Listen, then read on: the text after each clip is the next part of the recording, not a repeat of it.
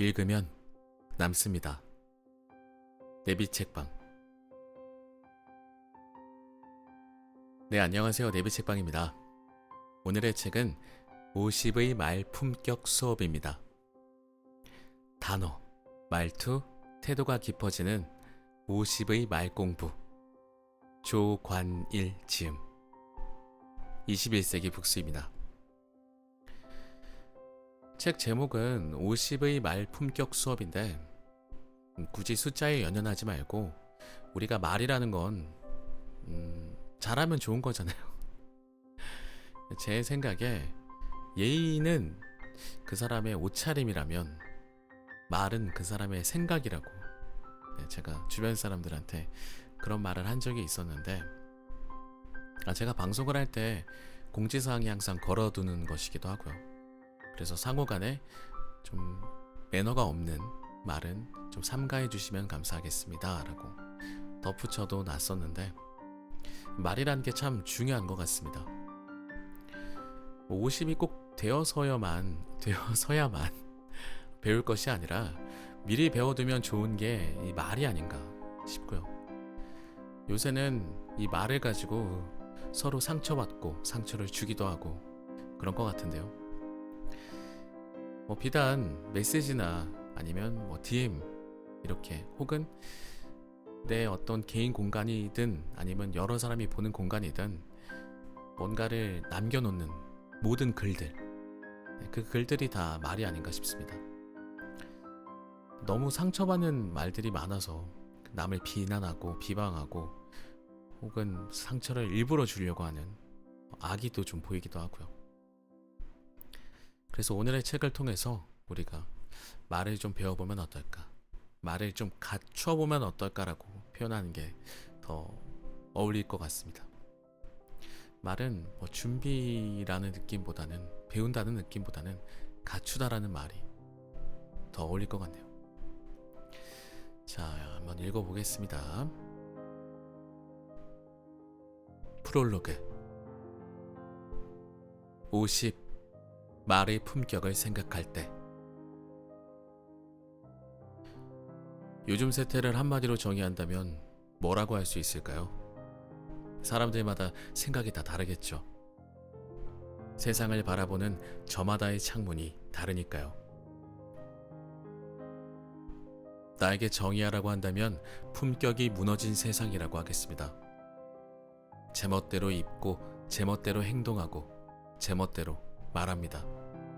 그 중에서 제멋대로 말하는 언어 품격의 몰락이 가장 우려스럽습니다.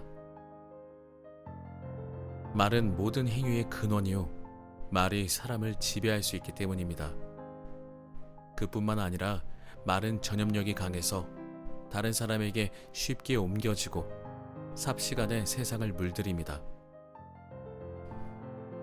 독일의 언어학자이자 강연과 컨설팅으로 세계적 명성을 얻고 있는 도리스 메르틴 박사는 그의 책 아비투스에서 품격이 사라지고 있는 세상을 지적하며 품격이야말로 삶과 기회 그리고 지위를 결정한다고 했습니다. 그는 인간의 품격을 결정하는 7가지를 일종의 자본으로 봤습니다. 어떻게 생각하고 어디까지 상상하느냐는 심리자본, 인생에서 무엇을 즐기느냐는 문화자본, 무엇을 할 수 있느냐는 지식자본, 얼마나 가졌느냐는 경제자본, 어떻게 입고 걷고 관리하느냐는 신체자본, 어떻게 말하느냐는 언어자본, 그리고 누구와 어울리느냐는 사회자본이 그것입니다. 7가지 자본 중에서 사람의 품격을 직접적으로 나타내는 것은 신체자본과 언어자본일 것입니다. 이를테면 언행입니다. 어떻게 말하느냐, 어떤 행동을 하고 어떤 옷차림을 하냐는 것 말입니다. 특히 언어자본은 품격의 실체라 해도 과언이 아닙니다. 실제로 우리가 어떤 사람을 봤을 때 그의 품격을 가늠하는 으뜸 요소는 언어입니다. 다른 자본이 얼마나 많든지 간에 언어의 선택이나 말투 등 말하는 품새가 그 사람의 품격을 평가하는 가장 큰 요소입니다. 그래서 메르티는 출신이 아니라 언어가 사람을 만든다고 말했습니다. 대화의 양보다 질이 중요해진 세상. 요즘 세태를 상징하는 용어 중에 토크포비아가 있습니다. 대화를 나누는 것을 귀찮아하고 회피하며 나아가 두려움을 느낀다는 것입니다. 지하철 속 풍경만 봐도 그런 현상을 느낄 수 있습니다. 다들 말없이 스마트폰에 열중합니다. 대화 때문에 시끄러운 것보다는 낫지만 대화 실종의 단면을 보는 것 같습니다. 더구나 코로나 팬데믹이 대화 실종 현상을 가중했습니다. 사람을 만나는 것조차 신경 쓰이니 대화를 기피하는 것은 당연합니다. 사회적 거리두기는 대화의 거리두기와 같습니다. 코로나 사태가 일단락되어도 대화 기피는 여전한 현상으로 남을 것입니다. 이런 현상은 젊은 세대로 갈수록 더 심하지만 기성세대라고 해서 예외는 아닙니다. 이어폰으로 귀틀막하고 마스크로 입틀막하는 것이 일상화됐습니다. 타인과 대화를 나누는 것이 부자연스러워지고 신경 쓰이는 것을 넘어 공포를 느끼기에 이르렀습니다. 비대면이 전화통화를 하는 것마저 부담스러워합니다. 이름하여 콜포비아입니다. 토크포비아가 낳은 또 하나의 병폐죠.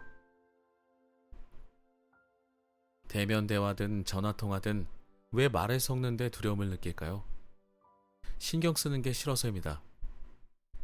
대화를 나누는 것이 귀찮을 뿐더러 무엇을 어떻게 말할 것이냐도 스트레스입니다. 그렇지만 대화를 하지 않고 살 수는 없습니다. 역설적으로 대화의 가치가 더 커졌습니다. 이제는 대화의 양이 아니라 질에 관심을 가져야 합니다. 적게 말할지언정 제대로 말해야 합니다. 즉, 품격을 갖춰 상대의 마음을 얻을 수 있게 말해야 합니다. 어떻게 하면 대화를 나누면서 동시에 상대가 품격을 느끼게 할 수 있을까요? 그 지혜를 나누고자 이 책의 출발이 시작되었습니다. 52지천명, 세상의 이치를 깨달을 때. 그런데 왜 하필이면 50을 중심으로 삼았을까? 다른 세대는 대화를 할 때 품격이 없어도 된다는 의미가 아닙니다. 언필칭 100세 시대라는 관점에서 인생의 중반에 다다른 이쯤이면 누구나 우아하고 품격 있는 어른이고 싶을 것입니다. 그러니 우선 평생 생활하였던 대화의 질과 품격을 돌아보자는 의미입니다. 그동안 무엇을 어떻게 말해왔는지 점검해 볼 필요가 있습니다. 공자의 말 중에 나이와 관련하여 잘 알려진 것이 있습니다. 30살에 자신을 확립했으며 40살에는 미혹되지 않았다. 50살에는 천명이 무언지 알았으며 60이 되어서는 귀가 뚫려 한 번 들으면 그 이치를 알았고 70이 되니 마음에 내키는 대로 하여도 법도에서 벗어나지 않는다. 31임 42%, 52 지천명, 62 이순, 72 종심소육, 불유구. 이는 공자 자신의 경험담인데 언제부턴가 나이에 따른 품격의 기준이 되었습니다. 그러니까 30이면 나름의 기준을 세워야 하고 40이면 여기저기 휩쓸리지 말아야 하며 특히 50이면 하늘의 뜻, 세상의 이치를 알아야 한다는 말입니다. 그렇습니다. 50즈음이 됐으면 세상의 이치를 깨달아야 하는데 세상 이치 하나로서 말의 이치, 대화의 이치 또한 중요한 요소가 된다고 믿습니다. 50 이전까지는 청춘이나 젊음이라는 이름으로 말의 부족함을 커버할 수 있었다면 50부터는 부실함이나 실수를 너그럽게 봐줄 수 있던 문턱을 넘는다는 의미도 됩니다. 즉, 50쯤에는 품격 있는 화술의 소유자로 거듭나야 합니다. 자신의 말버릇을 확실히 자리매김하며 고칠 것은 고치고 더할 것은 더해야 합니다. 그래야 본격적으로 전개될 인생의 후반부를 남들로부터 존중받으며 내실 있게 살아갈 희망이 보입니다. 이 책은 50즈음의 품격 있는 화법에 중점을 두었으나 대화의 기술을 익히는데 나이가 무슨 소용이며 나이로 경계를 세울 일도 아님을 압니다. 그러니 30의 젊은 나이라도 세상의 이치를 깨닫고 싶거나 60을 넘어 은퇴한 노후의 연배라도 살아온 날을 되돌아보며 자신의 삶을 점검해보고 싶다면 도움이 되는 내용을 두루 충실히 담았습니다. 유튜브 채널을 운영하며 얻은 교훈. 유튜브 방송을 하면서 깨달은 바도 책을 쓰는데 많은 도움이 됐습니다. 조관일TV 채널을 운영한 지 4년이 가까이 되었습니다. 자기 개발을 콘텐츠로 하는 채널로 구독자가 20만 명이 넘습니다. 그러다 보니 이런저런 출판사로부터 자기네 책을 소개해달라는 부탁을 받곤 합니다. 때로는 지인이 책을 보내주기도 합니다. 그런데 막상 방송에서 다루려고 검토해보면 소개할 거리가 없는 책이 의외로 많음에 놀랍니다. 유튜브를 하기 전에는 미처 몰랐던 실상입니다. 나의 동영상 대부분은 5분 내외로 비교적 짧은데 5분 정도로 임팩트 있게 전할 내용이 없는 책이 수두룩하다는 것을 알게 되었습니다. 속된 표현으로 앙꼬, 일본어라 미안하지만 이것만큼 적절한 표현을 찾지 못했습니다. 이 앙꼬가 없는 책이 많습니다. 시청자들에게 자신있게 권할 책이 의외로 적습니다. 대화법에 관한 책도 예외가 아닙니다. 그렇다면 내가 앙꼬가 듬뿍 담긴 대화법에 관한 책을 써보기로 했습니다. 쓸데없는 이론이 아니라 실생활에서 적용하기 딱 좋은 내용으로 가득한 책을 써보고 싶었습니다. 화법에 대해서는 유튜브에서 이미 수십 회 다뤘고 그 중에는 100만 명이 넘는 조회수를 기록한 것도 있어서 독자들이 무엇을 갈망할지, 어떻게 해야 내용을 더 알차게 할 수 있는지 배울 수 있었습니다. 탈고를 하고 나니 애초의 의도에 충실했는지 두려움도 없지 않습니다. 그러나 50쯤에 한 번쯤은 자신의 대화법과 품격을 돌아보고 다듬어야 한다는 확신으로 이 책을 독자들께 내놓습니다. 대화법을 교정함으로써 삶의 새로운 계기가 펼쳐지기를 진심으로 기대합니다. 50.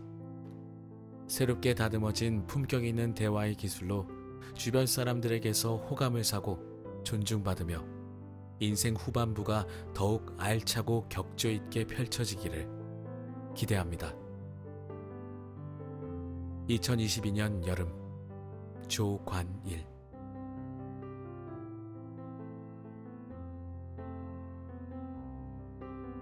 일부 말의 품격에 대하여. 입에서 나오는 것들은 마음에서 나오나니 이것이야말로 사람을 더럽게 하느니라. 마태복음 15장 18절. 품격이란 무엇인가? 말의 품격을 다시 생각하다. 품격은 품성과 인격을 합친 단어로 정신의 바탕과 타고난 성품을 뜻합니다. 품격의 높고 낮음은 대개 말과 행동 그리고 겉모습으로 드러납니다. 그 중에서도 말은 품격을 드러내는 핵심 요소입니다. 품이라는 한자의 모습이 물건을 가지런히 쌓아놓은 듯한 형태를 띠고 있는 데서 알 수 있듯 품은 원래 물건을 뜻하는 글자입니다. 한편으로는 입을 의미하는 구자가 여러 개 있는 형상입니다. 세 사람의 입, 즉 여럿이 모여 이야기하는 모습 같지 않습니까? 그러니까 입을 잘 놀리는 것이 사람의 품위를 가늠하는 척도라고 해석할 수도 있습니다. 억지풀이라고 할지 모르나 현실과 대비해보면 물건을 쌓아놓은 의미보다는 후자의 의미가 더 실감납니다. 따라서 품격에는 품의 격, 즉 그 사람이 어떻게 말을 하느냐에 따라 등급이 정해진다는 함의가 담겨 있습니다. 옛날에는 품격 있는 사람을 군자라고 했는데 군자의 군은 다스릴 윤과 입구가 결합된 글자입니다. 흥미로운 것은 입구가 다스릴 윤 밑에 있다는 것입니다. 즉 입을 잘 다스리는 사람이 군자라는 뜻이 되는데 실제로 논어에서는 입을 다스리는 것을 군자의 최고 덕목으로 꼽았습니다. 오늘날 군자 운운할 것까지야 없겠지만 나이나 지위와 관계없이 품격은 갖춰야 합니다. 특히 나이가 50쯤이면 품격을 생각해야 합니다. 말의 무게와 깊이가 어떠한지 돌아봐야 합니다. 어떤 생각으로 어떤 단어, 어떤 말투, 어떤 태도를 취해야 어른다운 대화를 할 수 있는지, 어떻게 말로써 인격과 품격을 높이는지 성찰할 때입니다. 나이에 따라 꼭 구분할 것은 아니지만 40대까지는 설령 품격에 벗어나더라도 젊다는 구실로 커버할 수 있지만 나이 50이 되면 품격에 신경을 쓰지 않을 수가 없습니다. 40대와 50대라는 숫자만 봐도 분위기가 다르지 않습니까? 그렇잖아도 요즘 대화하는 모습을 보면 악화가 양화를 구축한다는 그레셔미의 법칙이 대화에까지 적용되고 있음을 실감합니다. 저급하고 품격 없는 언어를 사용하는 것이 마치 시대적 변화에 잘 적응하는 것처럼 인식되기도 합니다. 이 부분은 너무 좋네요. 그렇죠. 유행어 같은 것을 잘 써야지 내가 시대의 어떤 변화에 잘 따라가고 있다는 것처럼 보여지지 않을까 하고 생각하기도 합니다. 착각일 수도 있겠죠. 네. 누가 어떤 상황에서 처음 만들었는지 알 수도 없는 줄임말이 신조어로 둔갑해 SNS를 통해 삽시간에 퍼지면 그것을 신세대 용어라며 열심히 외우는 사람도 있는데 미안하지만 한심스럽다는 생각이 듭니다. 새로운 용어에 자연스럽게 익숙해지는 것이야 나쁠 게 없지만 기를 쓰고 배워서 뭐 하려고요? 그러니까 무조건 나쁘다는 게 아니라 그걸 배워서 뭐 할 거냐라는 말씀이신 것 같습니다. 오해는 없으시길 바랍니다.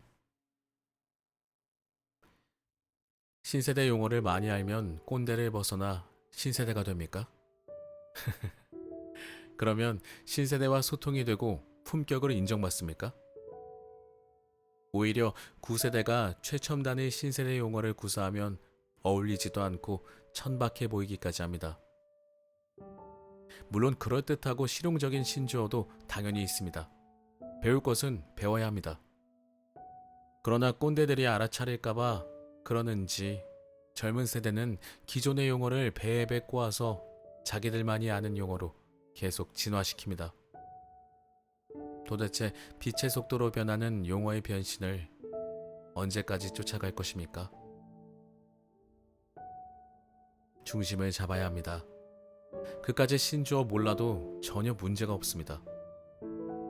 나름의 주관을 갖고 신세대 용어를 익히려고 애쓰기보다 고사성어 한마디를 던져 그들이 배우게 하는 것이 품격을 지키는 게 아닐까요? 신세대는 구세대가 사용하는 품격 있는 용어를 모르는 경우가 얼마나 많은데요. 그들 앞에서 권위를 세우고 싶다면 한문으로 이루어진 사자성어나 고사성어를 사용해 보세요. 말문이 막히며 두 손 들 것입니다. 인기 래퍼 딘딘은 90년대생이니까 대표적인 MZ세대입니다. 그가 MBC 에브리원 퀴즈 프로그램 대한 외국인에 출연하는 것을 본 적이 있습니다. 우리나라에 살고 있는 외국인과 우리나라 사람 간의 퀴즈 대결을 하는 프로그램입니다. 재기발랄한 딘딘은 뇌생남의 면모를 잘 보여줬습니다.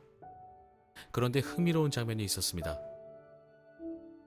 고사성어를 맞히는 문제에서 사회자가 제공하는 여러 가지 힌트를 잘 조합하여 그가 재치 있게 정답 가와만사성을 맞췄습니다.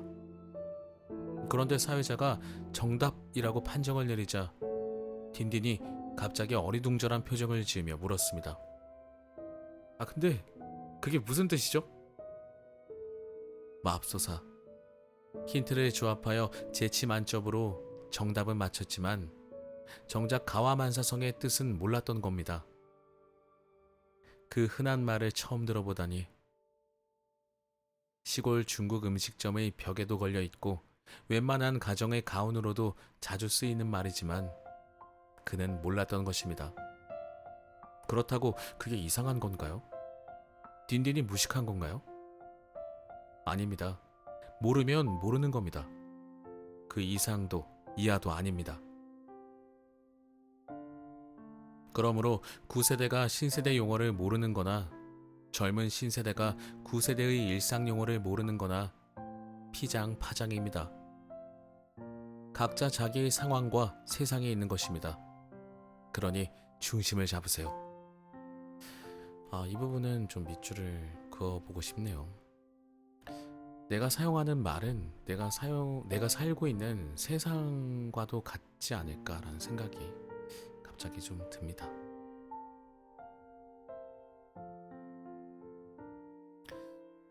왜냐하면 내가 좀 험한 일을 하게 되면, 험하고 거칠은 사람들과 일을 하게 되면 아무래도 말이 좀 짧거나 좀 투박한 단어를 사용할 수밖에 없을 것 같고요. 좀 부드럽고 좀 유연한 사람들과 일을 하게 되면 또 그것에 맞는 언어를 사용하게 되지 않을까요? 그러니까 내가 어떤 말을 사용하고 있느냐에 따라 내가 사는 세상이 정해질 수 있다고 생각이 드네요. 그러니까 비록 내가 어떤 일을 하든지 상관없이 내가 그 말을 사용함으로써 나의 세상을 좀 품격 있는 세상으로 만들 수 있지 않을까라는 생각이 좀 듭니다. 지금 여기까지 읽으면서 저도 그 신세대 용어 같은 것에 어떻게든 좀 배워보고자 노력을 했던 제 자신이 좀 한심하고 더 좋은 뜻을 가진 예전부터 사용되어 온 그런 말들이 참 많았을 텐데 왜 그런 것들은 배우려고 하지 않았을까 하고 좀 반성을 하고 있습니다. 자, 이어서 읽어보겠습니다. 지금부터는 새로운 용어들이 좀 나오네요. 혹시 이 중에서 알고 계신 게 있을까요? 저는 지금 눈으로 살짝 읽어보고 있는데 전혀 모르겠습니다. 일단 읽어보겠습니다. 혼밥이연, 혼자 밥을 먹는 사람. 윰차, 유명인과 무명인 차별. 아바라, 아이스 바닐라 라떼. 아바라 정도는 좀 그래도 눈치챌 수 있겠네요. 따위를 머리 싸매고 외우려 하기보다 50에 어울리는 품격을 공부해야 합니다. 어른다운 언어를 갈고 닦아야 합니다. 그러지 않으면 이생망, 즉 이번 생은 망하는 결과로 귀착될지도 모릅니다. 이생망이란 단어도 요즘 용어인가 봅니다. 저는 못 본 게 참 많네요. 대화의 품격, 품격 있게 말한다는 것의 의미. 품격 있게 말한다는 것은 무엇일까요? 누군가와 대화를 나눌 때 품격을 갖추는 것은 어떻게 하는 걸까요? 이 책의 내용이 바로 그런 방법에 관한 것이지만 우선 개괄적인 내용을 알아봅시다. 품격 있게 말한다고 하면 우리는 점잖게 말하는 걸 머리에 떠올립니다. 품을 잡고 말하는 고관대작을 생각할지도 모릅니다. 혹은 우아하게 말하는 귀부인을 생각할 수도 있습니다. 물론 그런 것들도 품격의 범주에 들기는 합니다.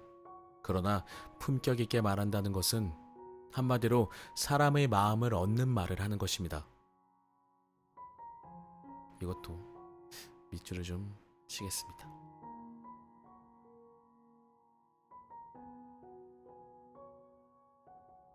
상대로부터 존중받고 호감을 얻으며 그럼으로써 사람을 얻는 대화법입니다. 그 방법은 많고 많습니다.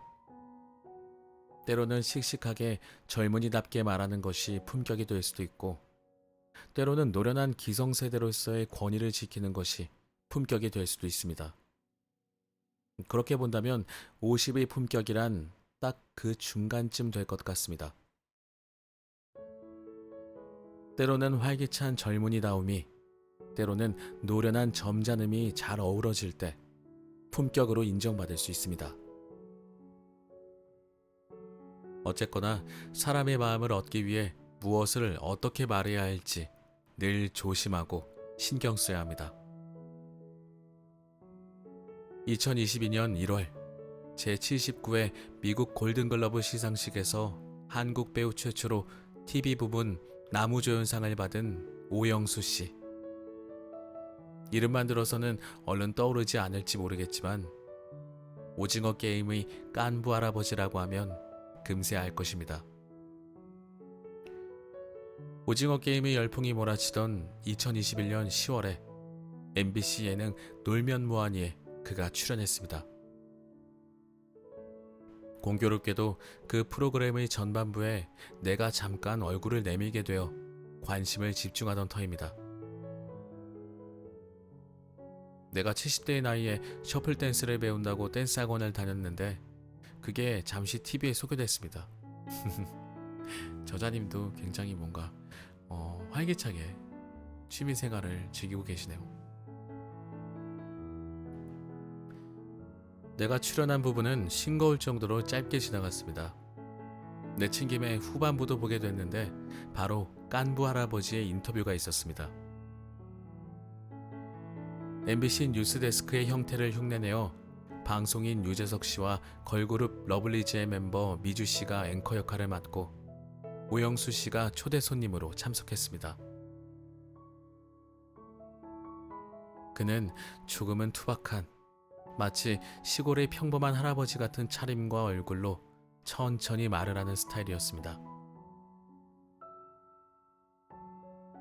화려하고 유창한 언변의 소유자가 아닙니다. 드라마에서 보여줬던 그대로입니다. 드라마에 얽힌 흥미진진한 에피소드가 전해지고 마지막 즈음에 그가 이런 말을 한 것이 뇌리에 깊이 남았습니다. 우리 사회가 1등이 아니면 안 될 것처럼 흘러갈 때가 있어요. 그런데 2등은 1등에게 졌지만 3등에게는 이겼잖아요. 그러니 모두가 승자예요. 제가 생각하는 진정한 승자는 하고 싶은 일에 최선을 다해서 경지에 이르려고 하는 사람이라고 생각합니다. 참 좋은 말씀이라 TV 앞에서 두 손을 조아리며 귀를 더욱 기울였습니다. 사회자가 끝으로 한 말씀 해달라니까 이렇게 말을 이었습니다. 나는 우리말 중에 가장 좋아하는 말이 아름다움이라는 말입니다. 오늘 이 아름다운 공간에서 아름다운 두 분을 만나고 아름다운 시간을 보냈습니다. 여러분 모두들 아름다운 삶을 사시기 바랍니다. 그것은 감동이었습니다. 앵커들이 눈물을 글썽일 정도로요. 그리고 내 옆에 앉아 함께 TV를 보던 아내도 눈물을 훔쳤고 잠시 후 방송이 끝나자마자 나의 딸도 그 장면을 보고 눈물을 흘렸다고 전화로 알려왔습니다.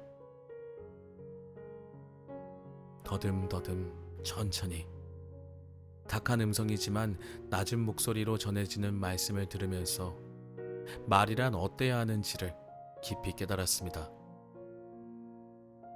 어른의 품격이 어떤지도 생생하게 배웠습니다. 그러고는 다른 장면과 비교해봤습니다. 만약 누군가 유창하고 낭랑한 목소리로 그리고 매끄럽고 빠르게 그 말을 했다면 어떨까 상상하면서 말입니다. 아마도 감동이 훨씬 적었을 것입니다. 깔끔하고 세련됐겠지만 인상 깊지는 않았을 것입니다. 눈물은 고사하고 아무런 감흥이 없었을 것입니다. 말이란 그런 것입니다.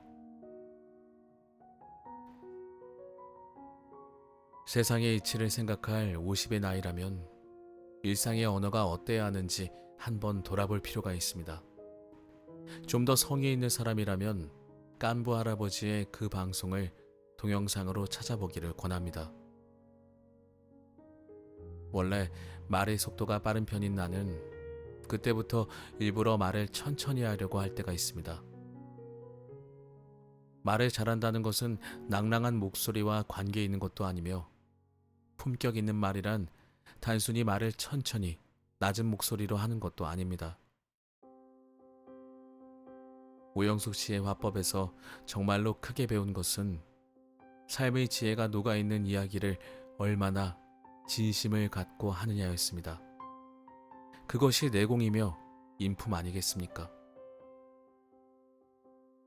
말의 품격은 곧 인품과 관계에 있으며 인품은 곧 진정성이 아닐까요? 냉정해야 할 앵커가 눈물을 보였다는 것은 그의 말이 얼마나 큰 울림을 갖고 있었는지를 보여줍니다.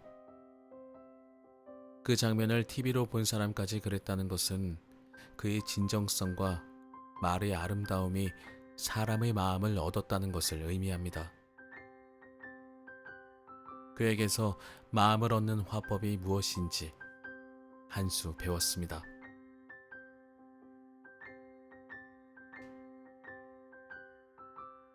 (50) 이제 언격을 생각할 때 익숙한 것과 결별하라.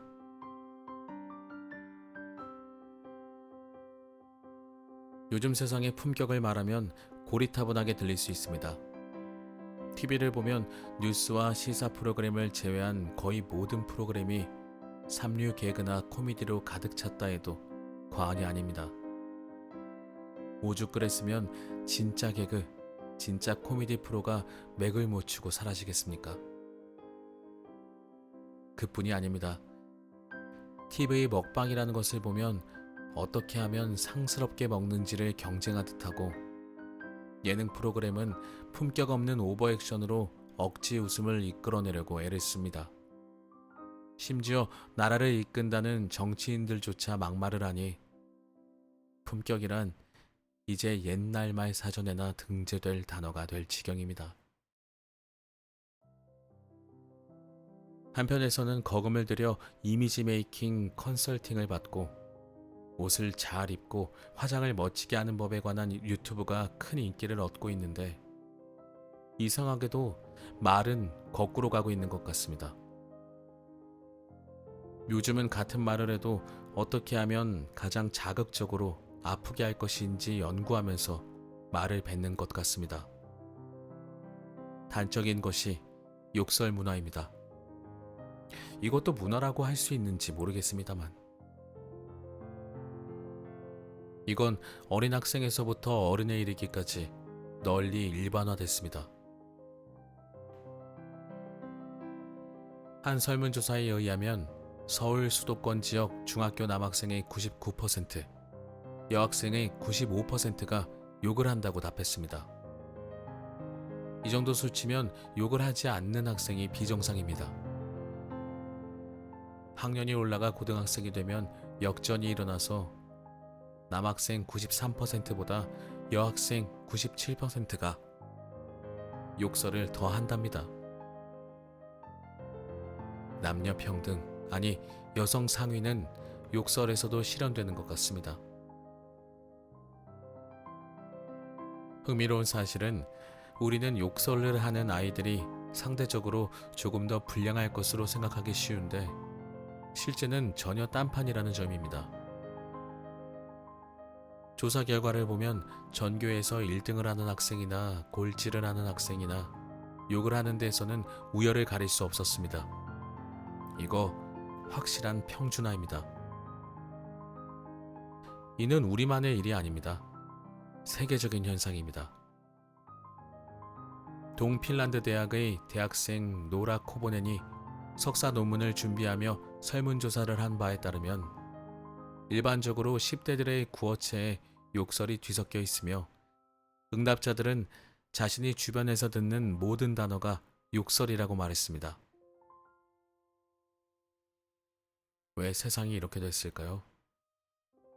코포네는 욕설이 대화의 대수가 된 것은 인터넷과 소셜미디어 사용, 게임 속 채팅이나 유튜브의 사용이 늘어난 반면 가정과 학교에서 예의와 공손을 가르치는 것이 줄어들었기 때문이라고 말했습니다. 이런 분석은 핀란드뿐 아니라 우리도 마찬가지일 것입니다. 이렇게 청소년 시절부터 욕설이 습관화되고 잘 훈련된 사람이 성인이 되면 갑자기 점잖아지고 품격 있는 말을 하게 될까요? 그럴 리 없습니다. 이런 청소년들이 성인이 되면 어떤 일이 벌어질지는 안 봐도 비디오입니다. 막말과 험한 말, 욕설이 난무하며 일상화된 시대에 언어의 품격을 강조하면 시대와 동떨어진 이야기로 들릴지 모릅니다. 그러나 이런 시대이기에 언어의 품격, 대화의 격이 더 소중하게 다가옵니다. 말의 품격이 있으면 그야말로 군계일하게 되겠죠. 말의 품격을 언격이라고 합니다. 그런데 언의 한자를 다른 것으로 바꾸면 여러 가지 의미 있는 변화를 가져옵니다. 속되고 사납고 상스럽게 말하는 것은 사나울 언격이요. 거칠고 예의 바르지 않으면 예의 바르지 않을 언격이 됩니다. 반면에 선비다운 기품과 신중함을 갖추면 선비 언격이 되고요. 같은 말의 언격이라도 이렇게 차이가 납니다. 말의 품격, 언격은 곧 인격입니다. 그러니 어떻게 말하느냐에 따라 고스란히 인격이 드러납니다. 이제 50쯤 됐으면 품격을 생각해 볼 때가 됐습니다. 세상이 막말로 혼탁해지긴 했지만 그럴수록 언격의 가치를 성찰하며 익숙한 것과의 결별을 시도해야 합니다. 공자는 일찍이 한마디 말을 하기 전에 3번을 생각하라며 3, 4, 1언을 강조했습니다. 좀 더 신중한 말, 책임질 수 있는 말을 하기 위해 3번쯤 깊이 생각을 다듬으라고 했는데 그 3번 중에 1번 정도는 나의 언격은 어떤지, 말의 품격은 괜찮은지에 할애하는 것은 어떨까요? 자, 이렇게 해서 오늘의 책 50의 말 품격 수업에 대해서 좀 읽어봤습니다. 말은 나의 인격이죠. 인격이라고 저자분께서 설명을 해주시면서 우리가 사용하는 언어의 어떤 변화들이 특히 이제 욕설 문화 같은 경우에는 비단 우리나라뿐만 아니라 전 세계적으로 일어나고 있는 어떤 현상인 것 같다고 이렇게 사례를 들어서 또 말씀을 해주시네요. 우리가 사람과의 대화가 잘 이루어지지 않고 특히 이 음성, 그러니까 목소리와 목소리의 대화가 잘 없어지고 있는 것 같아요. 대부분 다 글자로만 의사소통을 하고요. 이게 약간 어떤 느낌이 드냐면 내가 컴퓨터에 뭔가를 입력하는 느낌이랄까요? 좀 극단적으로 표현하면 뭐 이런 느낌까지 좀 듭니다. 사람에게도 그렇게 글자로만 의사소통을 하고, 이렇게 되면은 뭐 AI한테 뭔가 명령을 내릴 때나 사람한테 명령을 내릴 때나 똑같은 행동으로서 우리는 삶을 살아가게 되지 않을까요?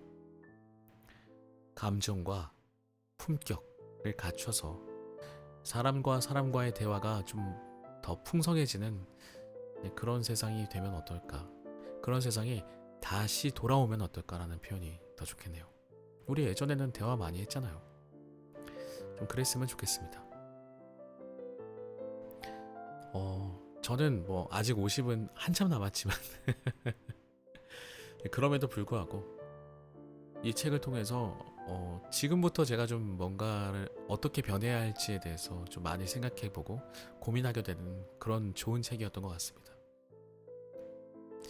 자, 50의 말품격 수업, 여러분들도 한번 읽어보시길 강력하게 추천을 드리면서 뒤에 더 좋은 내용들이 있으니까 우리 한번 목차까지만 읽어드리고 마무리 해볼게요. 프롤로그 50. 말의 품격을 생각할 때. 1부. 말의 품격에 대하여. 품격이란 무엇인가?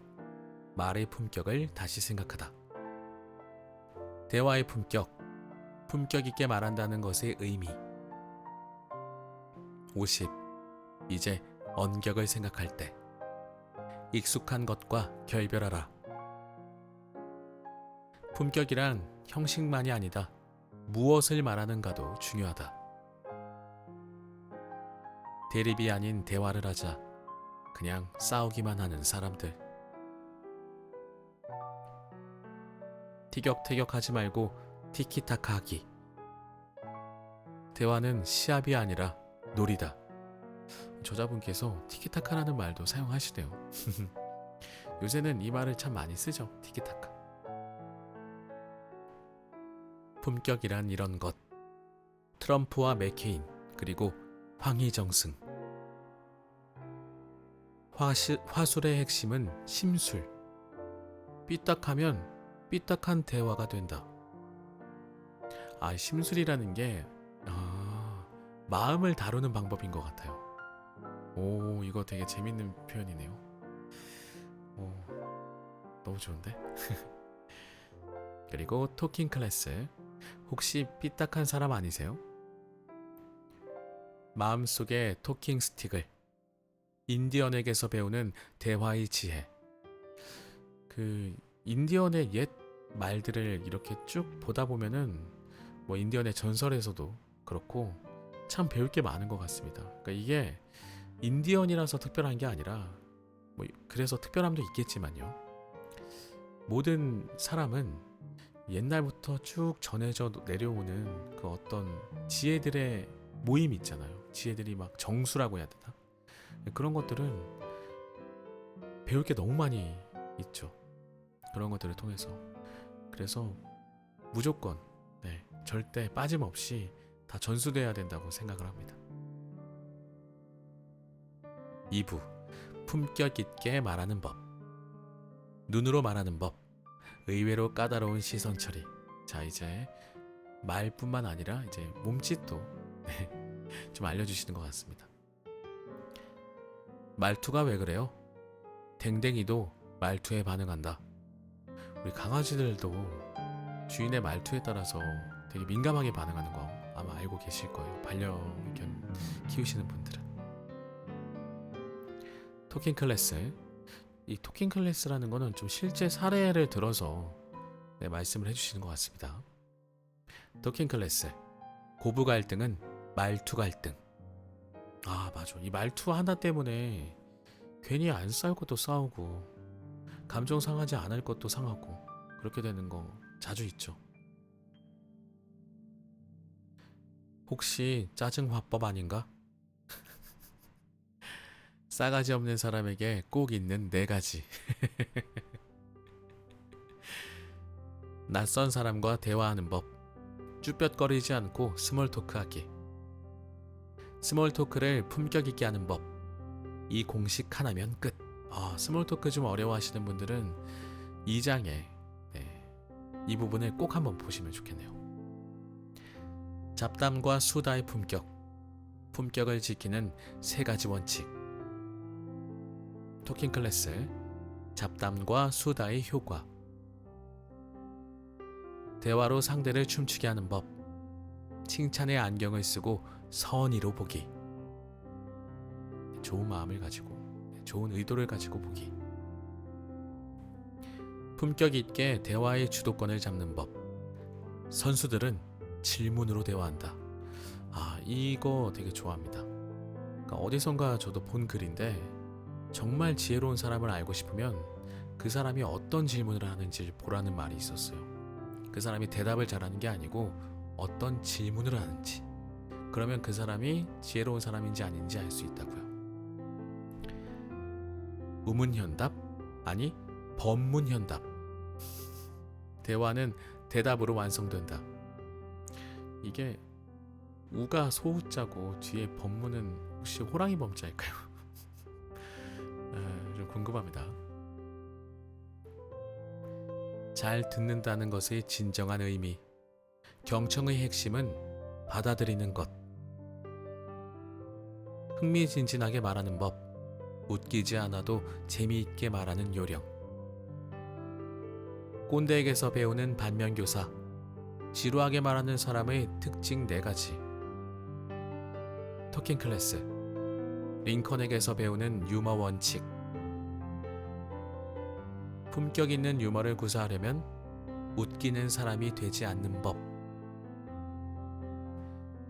이럴 땐 차라리 입을 다물자. 침묵의 지혜를 발휘해야 하는 경우. 품격이 돋보이는 침묵. 과묵은 스타일, 침묵은 전략. 침묵은 전략. 이것도 한번 봐야겠네요. 토킹 클래스. 앙겔라 메르켈에게서 배우는 침묵. 3부. 입으로 망하지 않으려면. 언격을 위해 꼭 지켜야 할 법칙 3독. 대화의 깊이 인물이 되지 않으려면. 말을 잘하는 것처럼 보이는 기술. 천천히 말하기의 7가지 효과. 괜한 말을 했구나. 이런 말을 하면 무조건 후회. 왜 비밀을 지키지 못할까? 참을 수 없는 가벼움. 토킹 클래스. 질문의 7가지 힘. 한 템포 늦게 반응하기. 다혈질을 위한 대화, 지침. 토킹 클래스. 혀를 자제하는 법부터. 혀를 또 너무 놀려도 그다지 신뢰를 얻지 못하죠. 무거움이 좀 없다고 해야 될까요? 입으로 망하지 않으려면 겸손하게 말하는 법을 익히자. 상대가 깔보지 못하게 겸손해지는 법. 노라고 말할 수 있어야 한다. 거절이죠. 거절. 저도 거절을 잘 못하는 편이라 그래도 요새는 좀 합니다. 점점 더 잘하고 있어요. 거절을 요새는 조금 점점 더 잘하는 것 같습니다. 토킹 클래스. 겸손이란 이런 것. 품위를 잃지 않게 자랑하는 요령. 거부감 없이 밉지 않게 자랑하기. 자랑을 저는 그냥 아예 안 하는 게 좋지 않을까 하는데, 요새는 자랑하면 큰일 나지 않나요? 자랑하면은 어떻게든 나를 깎아내리려고. 좋은 일이 있어도 뭐 말을 못 하겠어요. 좋은 일이 그렇게 흔하진 않습니다만 간혹가다 오는 좋은 일도 주변에 알리기가 참. 그러니까 가까운 사람들은 괜찮은데 그냥 조금 가까운 것보단 조금 덜 가까운 사람들, 그분들께는 괜히 뭐 자랑하는 게 아예 말을 안 하는 게 좋지 않나요? 이건 제 생각입니다. 말실수나 잘못에 대처하는 법. 멋지게 사과하는 5가지 원칙. 험담은 말로 하는 자살 행위. 명심해야 할 험담의 3가지 특성.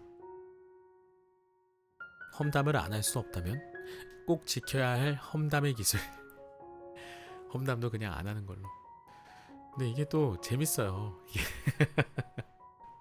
아주 가까운 사람들은 자꾸 이렇게 장난으로 잠깐 화장실 갔을 때 네, 일부러 들으라는 식으로 이렇게 할 때도 있는데 장난치려고. 험담은 안 해야죠. 네, 안 해야 됩니다. 남을 평가하는 법, 품격 있게 긍정하게. 품격 있게 화내는 법.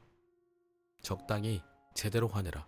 이 화내는 법은 이것은 좀 꼭 필요한 게 아닌가 싶습니다. 이거 배워야 돼요. 왜냐면 화를 또 누르고 살면 이게 또 병이 되니까 품격 있게 화내는 법. 적당히 제대로 화를 내라고 하십니다. 4부.